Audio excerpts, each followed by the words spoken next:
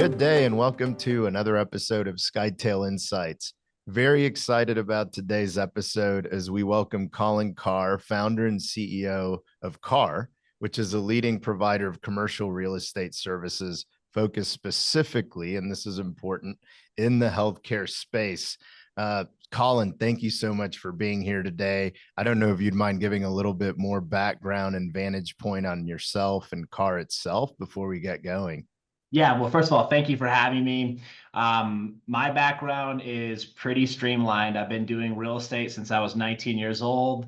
I've got a couple of decades of brokerage experience, and CARR was formed just under 16 years ago, and it came out of the realization of me having significant conflicts of interest trying to represent landlords and tenants.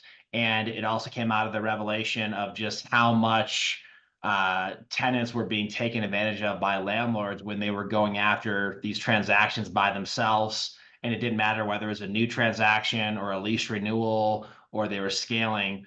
I had the vantage point of I was on the landlord side on a number of transactions where the doctors were unrepresented and they literally were losing $400,000, $500,000 in these deals and had no clue what was even happening. And I'm talking going back 16 years now. Obviously, the cost of money and the rates have gone up dramatically. So I just had a number of transactions where I watched doctors lose $500,000 in a snap of a finger by signing really bad leases. I watched landlords preying upon tenants that didn't know what they were doing. And to me, it was predatory or they were getting taken advantage of. And I found myself, when I tried to help the doctors, I kept finding myself in conflicts of interest because I had a ton of landlord listings and I kept trying to, I kept being, put in the position of I was showing the best properties to my clients, which were also my listings. And so I just remember being in these conversations where the doctors would say, well, hey, your name's on the building. Do you work for me or do you work for the landlord? So I just hit a point in my career where I chose to take the tenant buyer side, healthcare only, work for the doctors exclusively. And it's been an amazing 16 years. We started in Colorado. We're now in all 50 states. And we have the privilege of representing thousands of healthcare providers with their real estate on an annual basis. Thanks, Colin. Yeah, I'm excited to get into this because, this is the first one we've done of this kind. And I was thinking the other night of like, why the heck is this the first time we're doing this? Because, our client base, as is, entrepreneurial minded owners who want to grow and scale. So we have a lot of de novo conversations. We have a lot of should I rent, lease? Should I rent, buy? What's the right answer? And then on a personal level, the fact that that's why you started the company. I love that. To get rid of conflicts, with what we do, we have to always have a fiduciary responsibility to our client, not both sides. And I actually didn't know that existed until we were looking for space here at Skytale.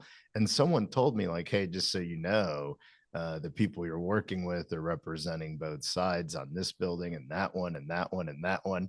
And my mind immediately goes to why would they ever round to my side, if you will, because, it's little old me and Skytale versus surely you would be a bit more loyal to the others, right? So to the other landlord, because that's repeat business. So, which makes sense if you're going to do that. But I didn't know that existed. So I love the fact that you did it because of that. But, with that being said, I was trying to think of questions that we get a lot, from our clients that are growing, even some that are selling. And I guess, let's start at the top. What should my checklist item be? We get this one a lot.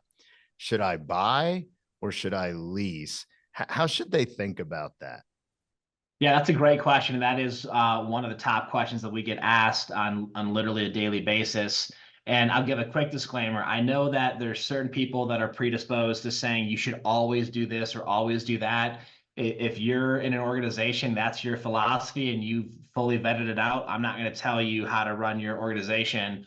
Or if you're working with a consultant or practice management group and they're telling you have to do something, if that's what you hired them for, then so be it. But our philosophy is you should look at all your options. And this goes from talking about leasing and purchasing. I would also tell you should look at all your options when it comes to both retail and office as well. And again, I realize people say, well, I have to be in a highly visible location or I have to have this. I don't think you can make that statement until you've gone to the market and the target area that you want to be in, and then you weigh the options. I mean, literally, it takes 15, 20 minutes to get into a property and to have your agent tell you the pros and cons or then submit an offer. It's not like it's this like several month process that you're committing your life to. So I would tell you this. There's some markets you go into, and even if you want to purchase, there's nothing available, and people can't just fabricate a great option to purchase for a 3,000-foot dental office.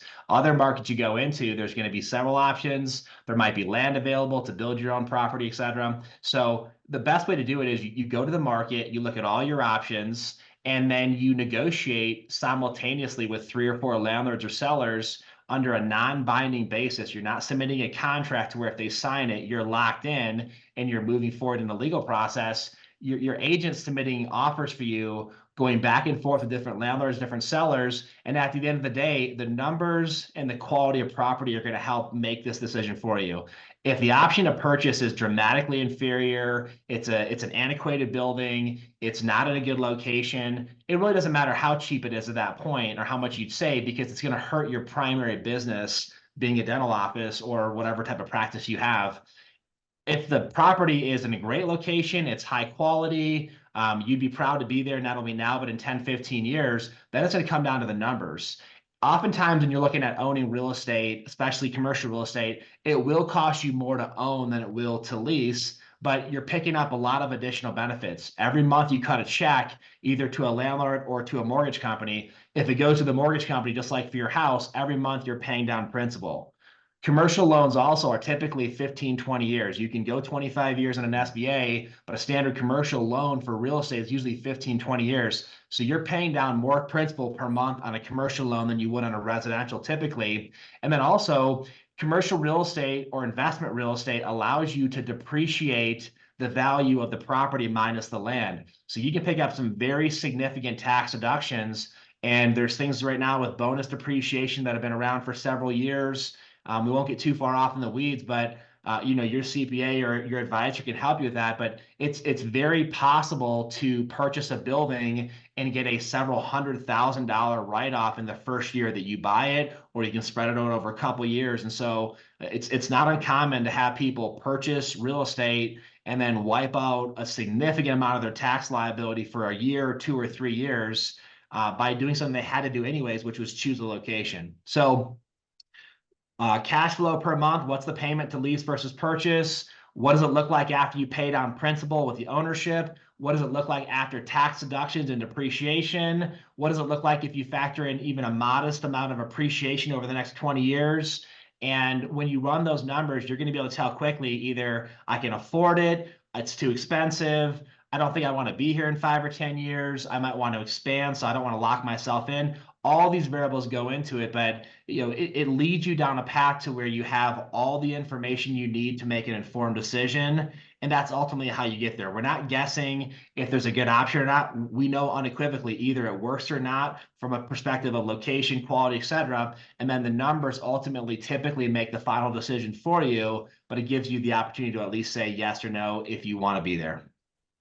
That's great. I love the checklist there at the end, the little summary, and all the things you said. Just curious, one additional question to this one: all the things you just said, would your decision points change at all if I were to say, "Look, Colin, this is my one and only practice and location I'll ever want," versus actually I aspire to have as a doctor owner, let's say 6 locations. Would I still do the same checklist, or does that change? I would tell you to still do the same checklist, because we've had people that started the process saying, hey, I don't want to own, I only want to lease for whatever reason. And then we find them an option to purchase that is so much better than the options to lease. And maybe it's a standalone 4,000-foot location with 80,000 cars a day going by it. And after they purchase it and pay for the build out, the cost of owning it might be the same or less than leasing. Like we've had that happen before. And so in those scenarios, it just makes sense financially. The only thing you could come at that from an angle and say, well, yeah, but I'm tying up capital that I could use somewhere else. And here's what I would tell you to that.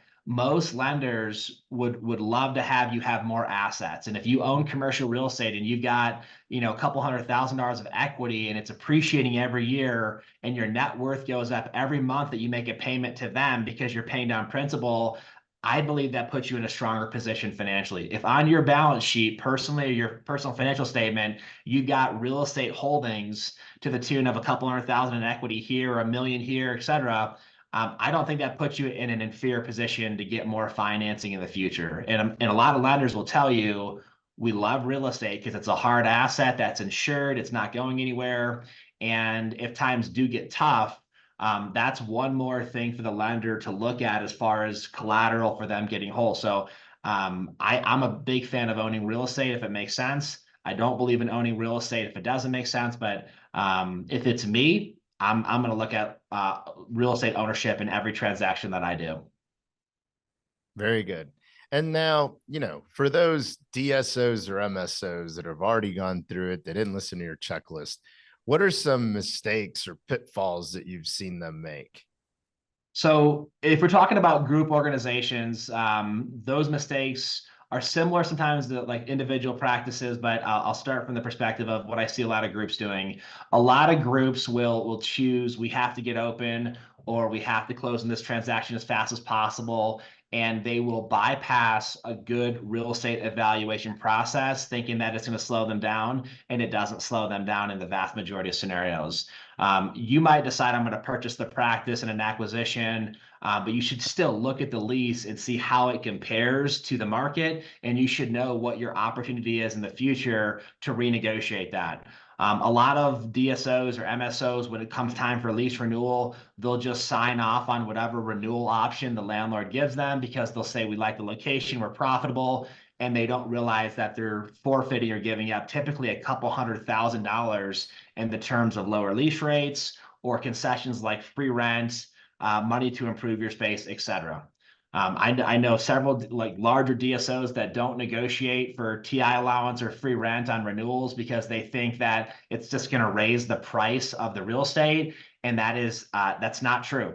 Landlords budget in a certain amount of money in every transaction for commissions, for free rent, for TI allowance, for other forms of value to the tenant, and they have a number they're not going to go below for most deals. And so people might get them down to that number, but they forfeit typically a significant amount of concessions, thinking that it's only going to be put back into the deal, and it's not.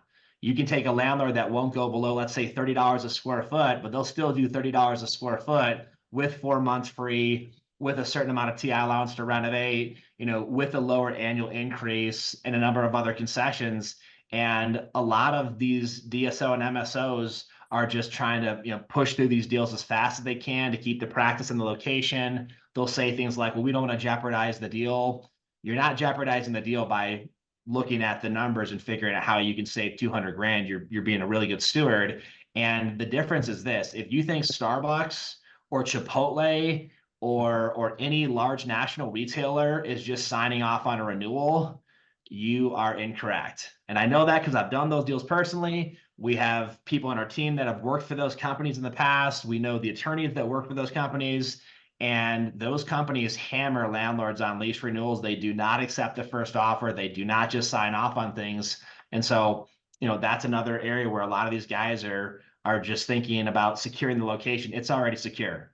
Landlord doesn't want to release the building to someone else. They don't want to take you out of the picture and then have the space sit vacant for 9 or 12 months and then go through another person and another lease and another negotiation. They want you to stay, and they will compensate you fairly to stay. And so I keep going, but those are a couple ones right off the cuff.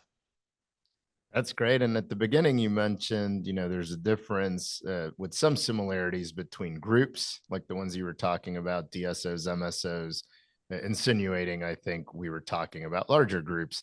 How about, future tenants, a typical maybe doctor that first practice or maybe third practice, do they make the same mistakes, or what are some that maybe you've noticed from that type of demographic? Yeah, so very similar mistakes. One of the most common ones are only looking at one property, or once you find a property, only negotiating with one person. The problem with that is you don't have any benchmark. You can't measure the deal, so to speak, against another deal, and that becomes very challenging. So you start a negotiation with the landlord, maybe has a quoted lease rate, and then you can see if you get any movement on that term, or if you get any tenant improvement allowance or free rents. And the only measuring stick you have is against where the deal started. But what you don't have the awareness of is, what if the landlord across the street or down the street is willing to give you twice as much of a build out allowance, or more free rents, or lower annual increases? You can't leverage the landlord down the street on this deal because you don't know what that information is. So again, we're talking about savvy tenants, whether you're an individual doctor, whether you own 5 practices, or whether you're part of a 50 practice organization. What do the pros do? What is Lockheed Martin or Charles Schwab going to do when they go to market? What's Chipotle doing? They're doing what we just said. They go to the market, they look at all their options to lease or purchase, they pick the top 3 or 4 properties. Their broker or agent goes several rounds of negotiation. They're leveraging one property against another property.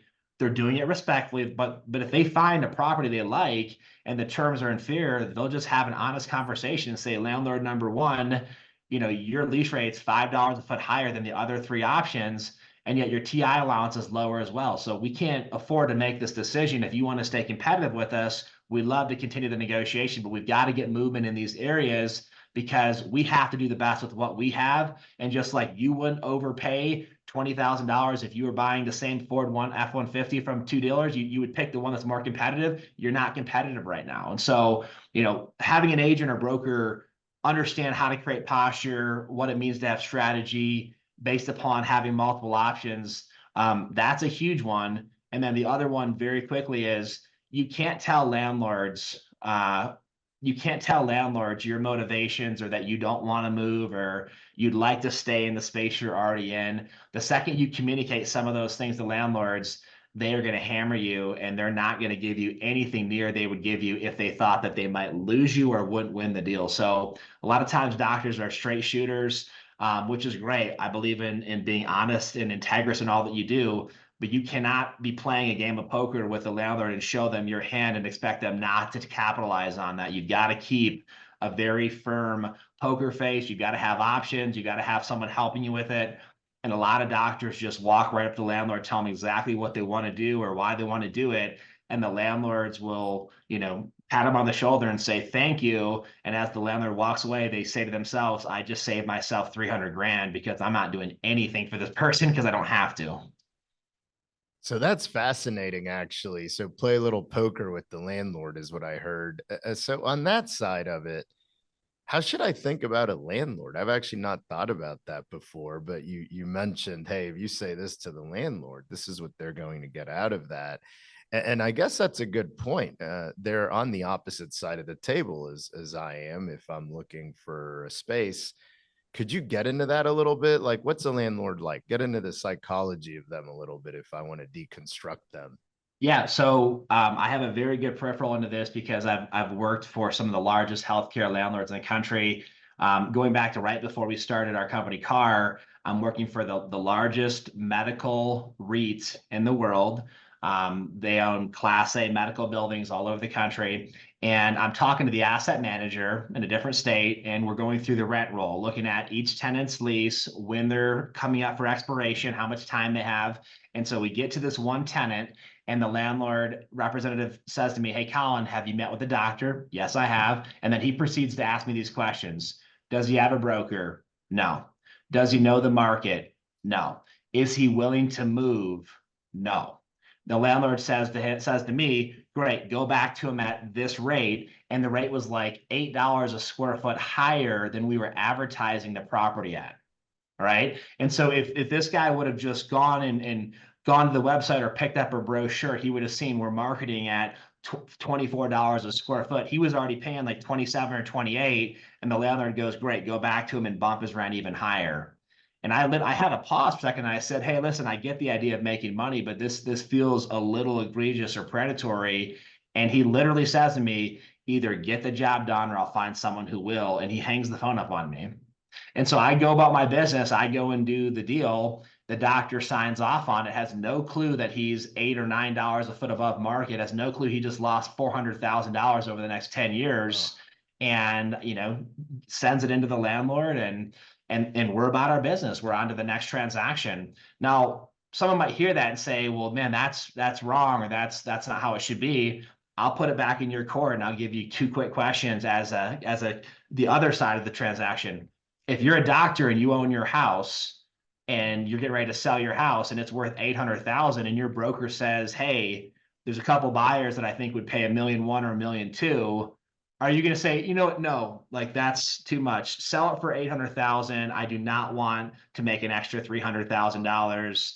No, you're going to say, dude, if anyone's willing to pay 1.1 for my house, I think they're crazy, but I'll be more than happy to cash that check. Here's another one for you. If you are working with an insurance company, which most DSOs and MSOs work with insurance companies, if you could threaten to cancel your affiliation with that insurance company if they didn't raise your reimbursement, and you could get them to give you an extra 10%, if you just threaten them because you were so valuable, or you had 30 or 40 offices or whatever it might be, and all you had to do is call and say, if you don't raise my reimbursement by 10%, I'm out, would you make the phone call? Every immediately. single person who hears that's going to say, well, of course I would. Well, then we could flip it back on you and say, well, don't you care about the insurance company? Or the answer is very simple. Everyone is in the ring voluntarily.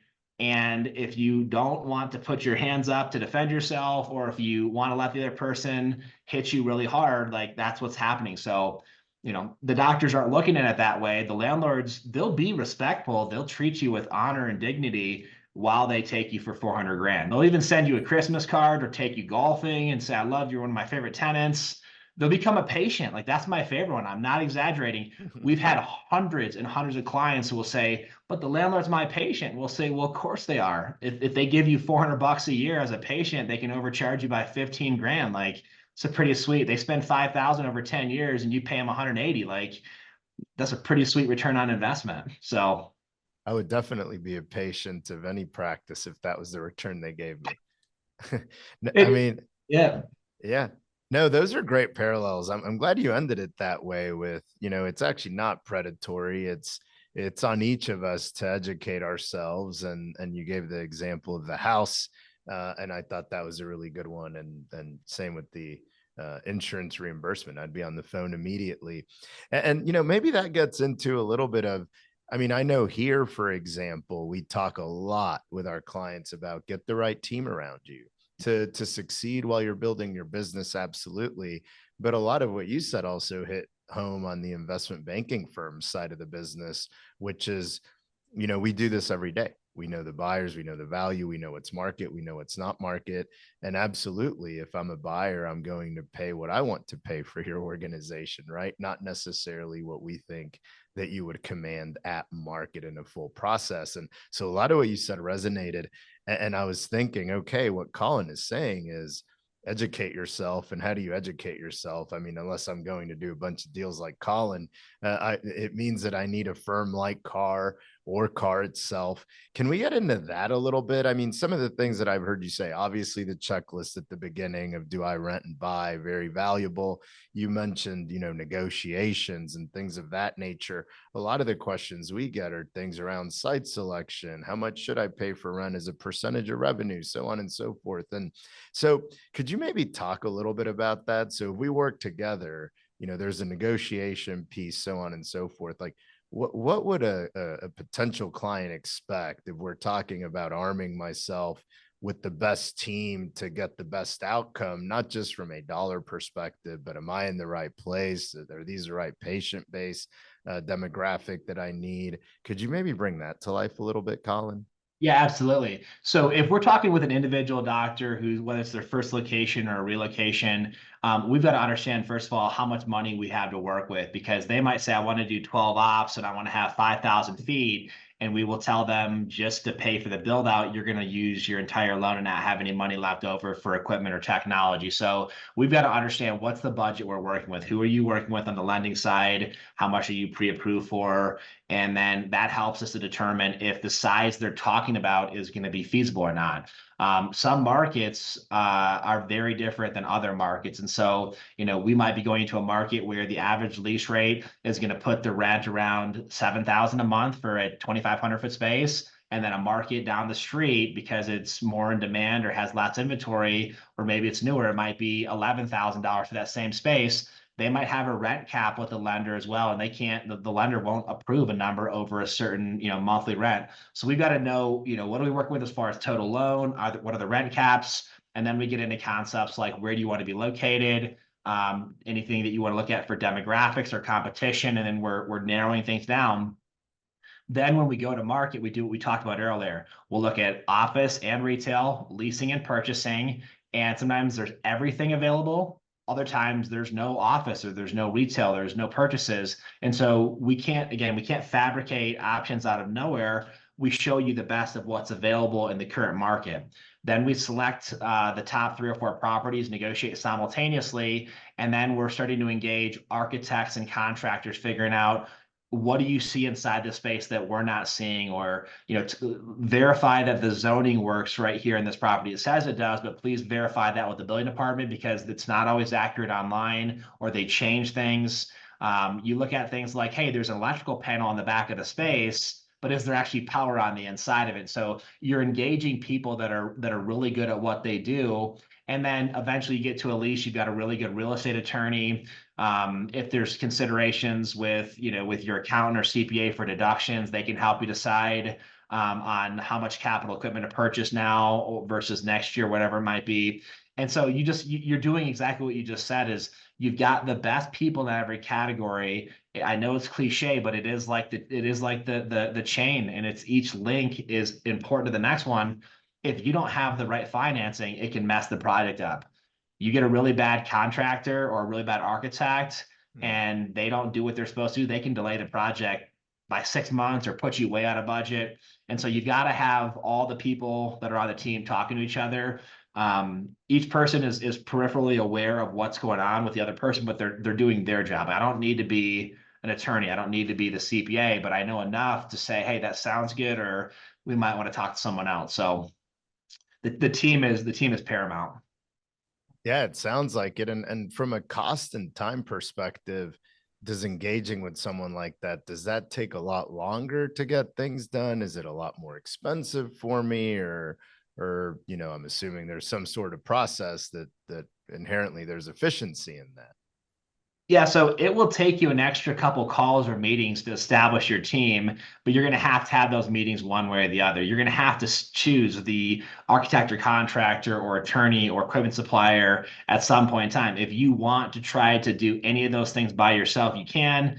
And that typically results in you losing significant amounts of money, significant amount of time, and then you expose yourself to costly pitfalls, complications, delays, liability, all the stuff that you shouldn't be doing as a professional. It'll cost you less money to hire the right people. It'll save you time. It'll protect your interests, and it'll help position you for success. And at the end of the day, there are a number of things. If you want to do them yourself, you can. Like, if you want to be your own attorney, you can. That's not a very good game plan, and it's not that hard to bring it into the medical realm and say, look, I don't need to go to a chiropractor because I just have my son jump on my back. Or, I don't, I mean, an oral surgeon can pull my tooth, but I also own a pair of pliers and I'm capable of wiggling it till it, I mean, like, you can do whatever you want by yourself, and you can probably accomplish the task. Like, you can get a lease signed all by yourself. You can play negotiator, and at the end of the day, you will get to the place where you're able to sign a lease. But the question is, what's the collateral damage or impact of doing that? And I think that's where a lot of doctors think that they're saving money or time, and they think they're actually, like, really taking care of business. And then they send us a copy of it after the fact and ask us how they did, because they didn't either know about us, or they just thought that they were doing the savvy approach of going it alone. And we tell them, you're overpaying by 300 grand. And then they say, well, what can we do? And we say, live with a $300,000 mistake, and then in 9 years we'll help you. Like, you can't undo that one, unfortunately. Oh, Wow. Yeah, that's helpful. Now, you said something there. I have one more question and then would love to hear anything that I missed to ask that you think is important. But you brought up the 9 year thing just now, brought to mind the lease renegotiation toward the end of the lease. I actually didn't know. I never thought about that. I probably would have been one of the people who said, sure, I'll sign whatever. I can't leave the space. Yeah. But you brought up the opposite side of that, which to the landlord, it's a risk if I leave because they have to now go market it, and that's money lost. It's sitting on the market, so on and so forth, occupancy rates, and all of these other things. So, how does that work? When should I renegotiate a lease? How do I go about it? How does that look? I'd never really thought about it. Yeah, so you want to start the renewal process a minimum of 12 months prior to your lease expiring. And the reason being is you've got to give yourself enough time to have your agent or broker go to the market, look at all the options, negotiate with other landlords or sellers, and then still have enough time to complete that process. And then you come back to your current landlord. If you wait until your lease is expiring in 2 months, and that's when you contact your landlord, the landlord's going to realize you don't have enough time to do what you're saying you need to do, and they're going to assume that you've been asleep at the wheel. They're going to assume that you're not capable of making a move in time. They're going to assume that they can take advantage of you because if you were paying attention and you were intelligent, you wouldn't have waited till 2 months. The same thing's true with whoever makes that first phone call. And again, I know a lot of people think that, well, I'm just gonna do it myself. If you make that first phone call, what you've told the landlord is, I'm not gonna move because if I was, my broker would be calling you, not me. I'm not going to market all by myself. I'm not a professional negotiator, and I probably don't have a clue of what the market would bear compared to you or your agents. And so a lot of times, like, doctors will make these calls, or someone, in the corporate office for the DSO will make these calls, and it speaks to a lack of intentionality. If a broker makes that first phone call to that landlord and says, hey, Mr. Landlord, my name's Colin Carr. I'm representing Dr. So-and-so. And prior to me calling you, we've been looking at all of our options. We've got 3 of them teed up, ready to go. We've got an option to purchase. And you go through this whole game plan and this whole posture and pitch of what's true, by the way. The landlord knows if I send these guys an offer $6 a foot above market, they're going to tell me to take a hike. They're going to know that's not competitive. But when the doctor calls and says, hey, send me a proposal. Send me a proposal means I don't have a clue what I'm doing, and I'm just going to pray that you don't hammer me too hard right now. So there's all these things landlords are looking for. There's these little cues that landlords are looking for, and a lot of doctors, unfortunately, just don't realize how the game's played. If you're doing a lease renewal and you're going to give a landlord another 5 or 10 year term, you better get free rent. You better get a TI allowance. You better have a market lease rate.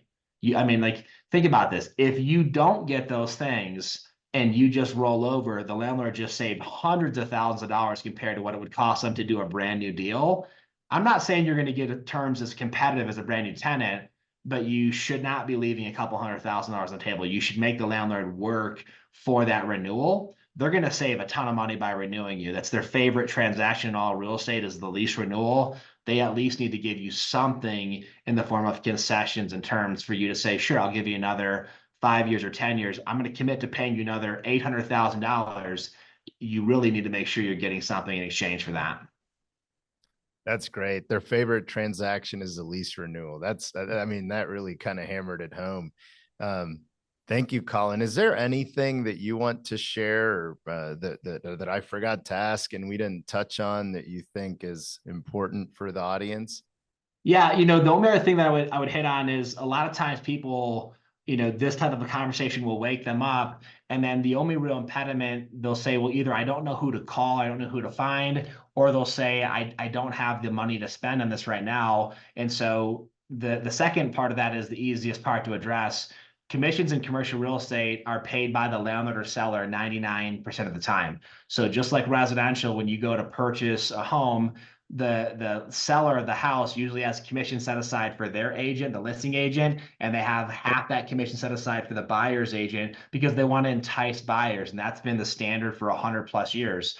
Commercial real estate operates the same way. So no one's going to ask you as a tenant or a buyer of a healthcare practice to cut some $30,000 check or 15,000. You get the luxury of hiring someone, and you shouldn't have to pay for that person, again, 99% of the time. So it essentially becomes someone who doesn't cost you any money out of pocket. The commission is going to come out of the landlord's profits, or it's going to be taken from the listing broker, and they're not going to quote double dip or get a double commission. So you really have nothing to lose by using an agent or a representative. You have a lot to gain. So that part's easy. And then the other part is people say, well, I don't know who to call. Talk to people in your industry.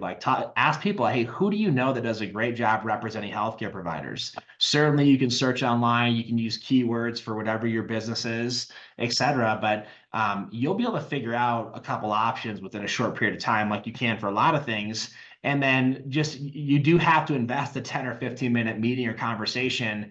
If a 15-minute conversation saves you 300 grand, that's a really good use of your time. And if they help connect with other really good parties in the transaction, that'll help you too. But I would tell you this in closing: there's too much on the line for you not to take this as serious as it really is. Right? Depending on whatever the healthcare or medical need is, if somebody was dealing with an issue, you would say, there's no possible way I'm going to let you not deal with that. There's too great of a consequence. Unfortunately, on the financial side, people don't realize, how easy it is to lose a lot of money. So I'd say this: talk to people. If you don't like the first person you talk to, go to the next one. Find someone you trust, and then let them help you in the process, because just like you try to help take care of your patients at the highest level, you want to protect their health, you want to protect their interests. People will do the same thing for you financially and in the form of real estate. And when you find the really good ones out there, the results are pretty dramatic. Thanks, Colin. That's really good advice. Good way to end that. Now, if I just heard that and I'm like, well, I want to call Colin or Carr, what's a good way to reach your company? Best way to get a hold of us is to go to our website. It's carr.us, so CARR.us. And in the upper right-hand corner of the nav bar, you can click to find an agent. You can go to your state, go to your market. You can find, you can research a number of agents, look at their bios, etc. Or you can just submit an inquiry and say, hey, please have someone contact me. I'm in this market, this state, this type of transaction. And then you will have someone reach out to you, within a few minutes to a few hours at the most. Thank you, Colin. And, we on our end have known about CARR for years. As we talked about the other day, we know a few of your team members here in Dallas. So it's really a pleasure and an honor to be talking to the founder, Colin Carr himself. Congrats on all this success. And I love the reason you started your business. And thank you so much for sharing your time with all of us. I appreciate it. Thanks for having me. Thank you. And thanks for listening to another episode of Skytale Insights. We hope you enjoyed it and hope you subscribe to our podcast.